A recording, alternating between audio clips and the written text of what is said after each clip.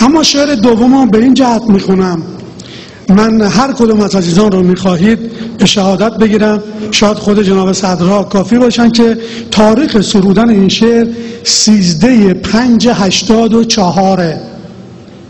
من همه شعرام تاریخ داره. چرا اینو گفتم؟ برای اینکه در سایت های مختلف گفتن این شعر فلانی در جواب فلان کس گفته. فلان کس کوچکتر از آن است که من براش شعر بگم، حتی اگه بخوام بکوبمش. این شعر رو میخونم چون شعر دلمه و شما خیلی دوستش دارید، خیلی بزرگواری فرمودید، از ایمیل هاتون معلومه. وقتی تو میگویی وطن، من خاک بر سر میکنم، گویی شکست شیر را از موش باور میکنم. وقتی تو میگویی وطن، یک باره خشکم میزند، این دیده مبهوت را با خون دل تر میکنم. وقتی تو میگویی وطن، بر خویش میلرزد قلم، من نیز رقص مرگ را با او به دفتر میکنم. بی کوروش و بی تهمتن، با ما چه گویی از وطن؟ با تخت جمشید کهن من عمر را سر میکنم.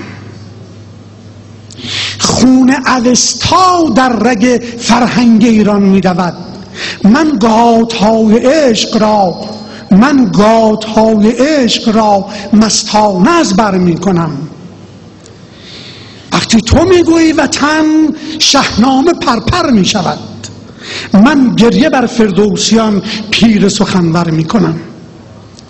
وقتی تو میگویی وطن، بوی فلسطین میدهی، من کی نژاد عشق با تازی برابر میکنم.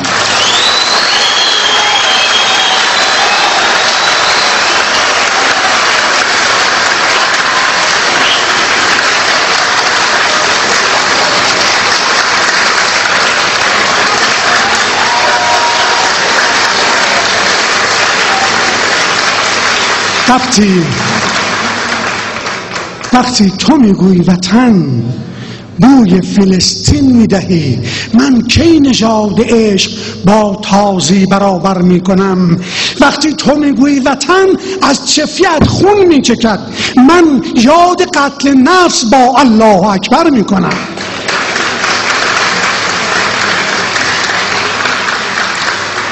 وقتی تو میگویی وطن، خون است و خشم و خودکشی، من یادی از حمام خون در تل زعتر میکنم.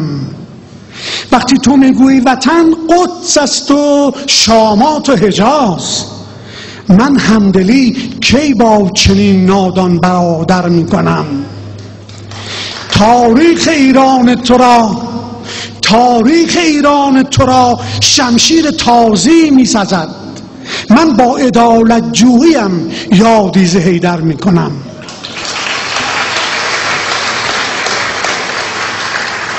ایران تو یعنی لباس تیره عباسیان، من رنگ روشن بر تن گلگون کشور میکنم. 3 بیت دیگه مونده، اجازه بدید. حالا این بیت میدونم که نمیتونه جلو خودتون بگیرید. ایران تو با نام دین زن را به زندان میکشد، من تاج را تقدیم آن بانوی برتر میکنم.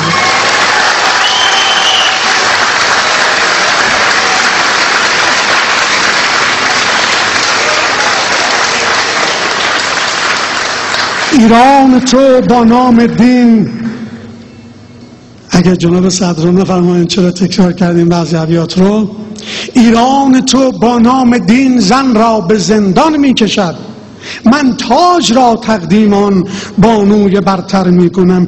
ایران تو شهر قصاص و سنگسار و دارهاست، من کیش مهر و عفو را تقدیم داور می کنم. ایران تو می ترسد از بانگ نوای و نای نی، من با سرود عاشقی آن را معطر می کنم. وقتی تو می گویی وطن یعنی دیار یأس و غم، من کی گل امید را نشکفته پرپرم. ممنون.